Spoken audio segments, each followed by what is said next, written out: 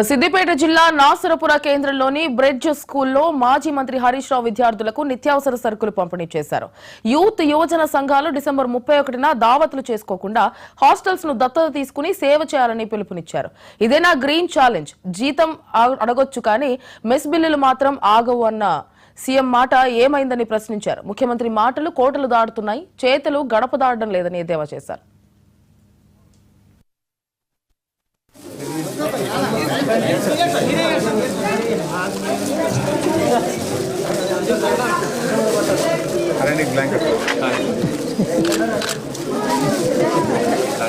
అలా యూనిఫామ్ కూడా బాగాలేదు.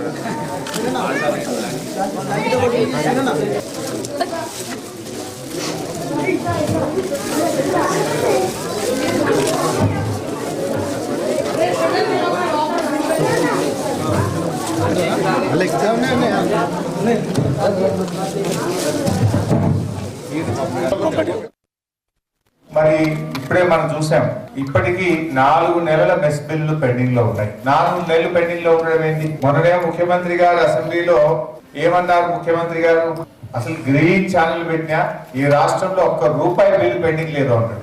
మరి ఇప్పుడు ఏమన్నారు? ముఖ్యమంత్రి మాటలు కోటలు దాటుతున్నాయి కానీ చేతలు గడప దాటుతుంది లేదు. ఆయన మాటల ముఖ్యమంత్రి తప్ప చేతల ముఖ్యమంత్రి కాదు అని మనకు అర్థమైతా ఉంది. ఈ రోజు కూడా ఇక్కడ ఉండేటువంటి అర్బన్ రెసిడెన్షియల్ స్కూల్లో 4 నెలల నుంచి మెస్ ఛార్జీలు రాకపోతే ఆ పిల్లలకు నాణ్యమైన భోజనం ఎట్లొస్తుంది? ముఖ్యమంత్రి గారు అసలు పరిపాలన మీద మీరు పట్టు కోల్పోయారా?